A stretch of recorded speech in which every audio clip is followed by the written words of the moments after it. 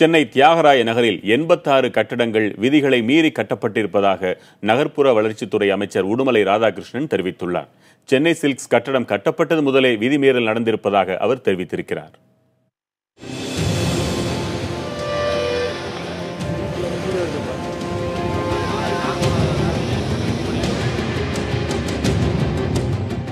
சென்னை தியாகராய நகரில் தீ விபத்திற்குள்ளான சென்னை சில்க்ஸ் கட்டடம் முக்கிய விவாத பொருளாக மாறியுள்ளது. இந்த கட்டடம் 4 மாடிகளுக்கு மட்டுமே அனுமதி வாங்கிவிட்டு 7 மாடிகள் கட்டப்பட்டிருப்பதாக நகர்ப்புற வளர்ச்சித்துறை அமைச்சர் உடுமலை ராதாகிருஷ்ணன் தெரிவித்திருக்கிறார். அரசு நடவடிக்கை எடுக்கும் போதெல்லாம் நீதிமன்றத்தை நாடி சென்னை சில்க்ஸ் நிறுவனம் தடை பெற்றுவிட்டதாகவும் அமைச்சர் விளக்கினார்.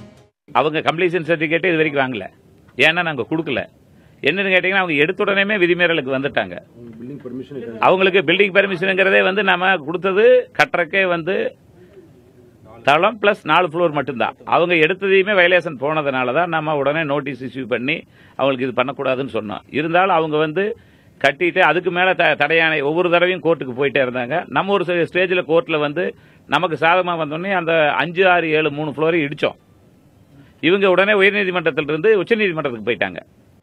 இதுபோல தியாகராய நகரில் 86 கட்டடங்கள் விதிகளை மீறி கட்டப்பட்டிருப்பதாக தெரிவிக்கும் அமைச்சர், விதிகளை மீறி கட்டப்பட்டிருக்கும் கட்டடங்களின் மீது நடவடிக்கை நிச்சயமாக மேற்கொள்ளப்படும் என்றும் எச்சரித்தார். 113 சுயி என்கிறது வரைமுறைப்படுத்தி அதுக்கு தான் ஒரு ரூல் ஃப்ரேம் பண்ணியிருக்காங்க.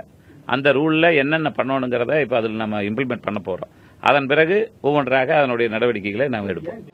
விதிமீறல் கட்டடங்கள், அவற்றின் மீதான அரசு எடுத்து வரும் நடவடிக்கைகள் உள்ளிட்டவை CMDAவின் இணையதளத்தில் உடனுக்குடன் இனி வெளியிடப்படும் என்றும் அமைச்சர் கூறினார். புதிய தலைமுறைக்காக செய்தியாளர் ஸ்டாலின்.